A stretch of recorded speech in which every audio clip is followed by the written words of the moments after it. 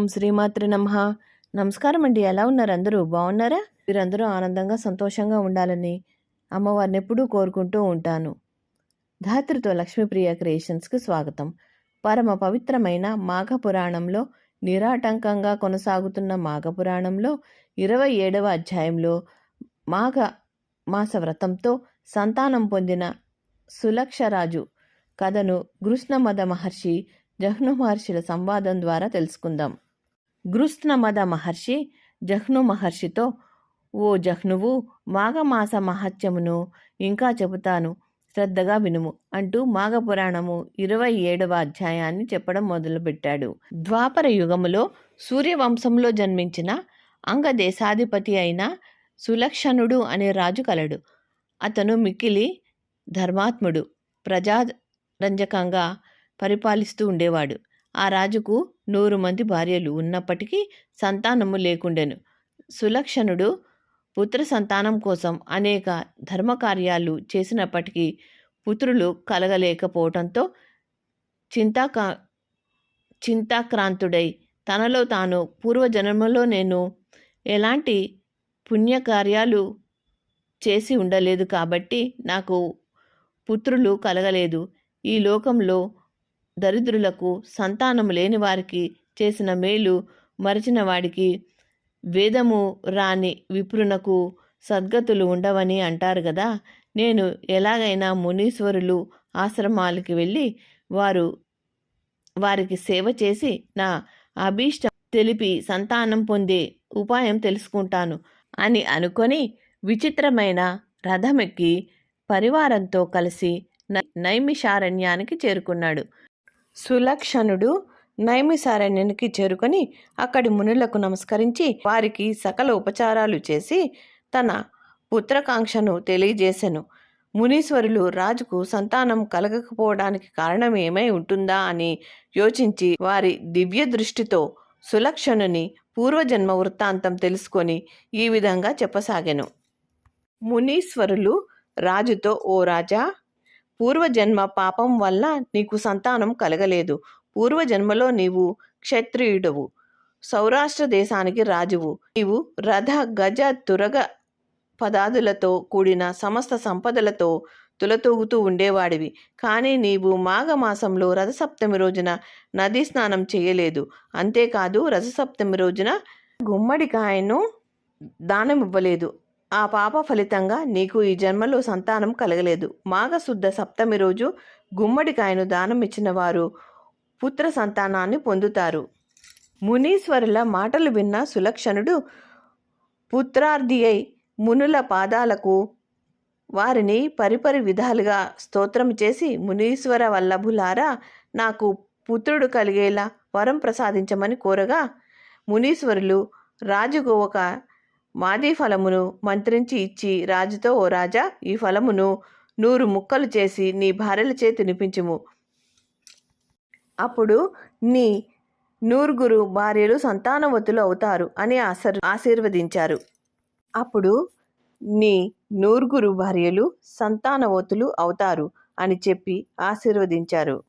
తన దేశానికి తిరిగి వచ్చిన రాజునకు భార్యలు ఎదురేగి స్వాగతం పలుకుతారు. రాజు మంత్రించిన ఫలాన్ని తెచ్చాడని, దానితో తమకు సంతానం కలుగుతుందని తెలిసి భార్యలు సంతోషిస్తారు. రాజు ఆ ఫలాన్ని తన శయన గృహంలో ఉంచి భోజనం కోసం మరో గృహానికి వెళ్తాడు. సులక్షణుడు 100 భార్యలలో 100వ భార్య తనకు మాత్రమే సంతానం కలగాలనే అసూయతో ఆ పండును దొంగిలించి రహస్య ప్రదేశంలో కూర్చొని ఆ పండు మొత్తం తినివేసి ఏమీ తెలియనట్లుగా అందరితో కలిసి రాజు వద్దకు వెళ్ళింది. భోజనం చేశాక రాజు తన భార్యకు ఇవ్వడానికి పండు కోసం వెతకగా ఆ పండు ఎక్కడా కనిపించదు. దాసీలను, భార్యలను అందరినీ విచారించిన పండు జాడ రాజు విచారంతో మూర్ఛిల్లుతాడు. కొంతసేపటికి సులక్షణుడు మూర్ఛ నుంచి తేరుకున్నాక రాజు చిన్న భార్య తాను ఆ పండును తిన్నానని నిజం చెబుతుంది. జరిగిందేదో జరిగింది, కనీసం ఒక్క కొడుకైనా పుడతాడు కదా అని రాజు సంతోషంతో చిన్న భార్యను అపురూపంగా చూసుకోసాగాడు. సులక్షణుని భార్యలు అసూయతో చిన్న భార్య గర్భాన్ని విచ్ఛిన్నం చేయటానికి రకరకాల విష ప్రయోగాలు చేస్తారు. అయితే వీటి వల్ల ఏమీ కాలేదు, కానీ చిన్న భార్యకు మతి భ్రమిస్తుంది. ఒకరోజు ఆమె మతి సరిగా లేని స్థితిలో అంతఃపురాన్ని వదిలి ఘోరమైన అరణ్యంలోకి ప్రవేశిస్తుంది. 10 మాసాలు నిండాక ఆమె పండంటి మగబిడ్డను ప్రసవిస్తుంది. ఇంతలో అరణ్యంలో ఒక పెద్ద పులి ఆహారం కోసం తిరుగుతూ రక్తవాసనతో ఆ ప్రాంతానికి వచ్చి ఒంటరిగా ఉన్న స్త్రీని చూసి ఆమెను చంపి తినేస్తుంది.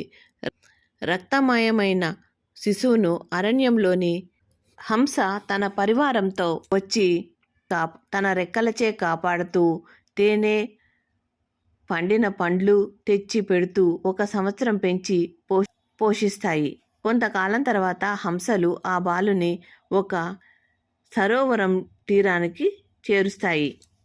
ఒకనాడు మునికాంతలు సరోవరంలో తమ భర్తలతో కలిసి స్నానం చేస్తుండగా ఆ బాలుని చూస్తారు. ఆ మునులలో ఒక మునికి సుగుణుడు అనే పేరు. అతనికి 2 భార్యలు ఉన్నప్పటికీ సంతానం లేదు. ఆ బాలుని తీసుకుని వెళ్ళి వాళ్ళు అల్లారు ముద్దుగా పెంచుకోసాగారు. అయితే మునుల భార్యలు 2 ఎవరికి వారే ఆ బాలుని నేనే పెంచాను, వీడు నా కొడుకే అంటూ నిత్యము కలహించుకోసాగారు. ఒకరోజు ముని పెద్ద భార్య అసూయతో ఇంటి బయట ఆడుకుంటున్న పిల్లవాడిని ఎత్తుకొని పోయి జనాలు సంచరించని ఘోరారణ్యంలో విడిచి ఏమీ తెలియనట్లుగా తిరిగి ఇంటికి వచ్చింది. పిల్లవాడు కనబడక సుగుణుడు, చిన్న భార్య, తక్కిన ముని జనమంతా చింతించసాగారు. 3 సంవత్సరాల బాలుడు నిర్జన అరణ్యంలో కాపాడే వారు లేక ఎలాగో తులసి చెట్టు సమీపంలో కూర్చుంటాడు. తులసి వృక్షం దర్శనంతో, స్పర్శతో ఆ బాలునికి స్వస్థత చేకూరుతుంది. ఆకలికి, దాహానికి, ఎండకు తాళలేక ఆ బాలుడు కంటికి మంటికి ఏకధారగా ఏడుస్తూ ఉండగా అడవిలోని క్రూర జంతువులు, ఇతర పశుపక్షాదులు కూడా దుస్థితికి ఏడవసాగాయి. కానీ తల్లిలా పెంచిన ముని భార్యకు మాత్రం బాలుని పట్ల కనికరం లేకుండా పోయింది. అరణ్యంలో జంతుజాలాలు ఆ బాలునికి పండ్లు, తేనె, మంచినీరు తెచ్చి కలి దప్పులు తీర్చి పెంచి పోషించాయి. తులసి సాంగత్యం వల్ల ఆ బాలునికి శ్రీహరినామ సంకీర్తన పట్ల ఆసక్తి కలిగింది.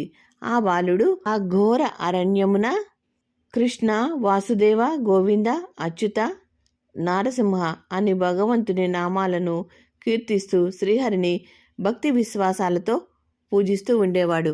ఇక్కడ వరకు ఈ కథను చెప్పిన గృత్స్నమద మహర్షి జహ్నుతో, జహ్ను మహర్షి, విన్నావు కదా, తులసి దర్శనము, తులసి స్పర్శ వలన పాపనాశనం కలిగి అరణ్యంలో కానీ గృహంలో కానీ భయాలు దరిచేరలేదు ఆ బాలునికి అంటూ 27వ అధ్యాయాన్ని ముగించాడు. ఇది స్కాందపురాణే మాఘమాస మాహత్యే సప్తవింశాధ్యాయ సమాప్తః. ఓం నమః శివాయ. తిరిగి 28వ అధ్యాయంలో కలుసుకుందాం.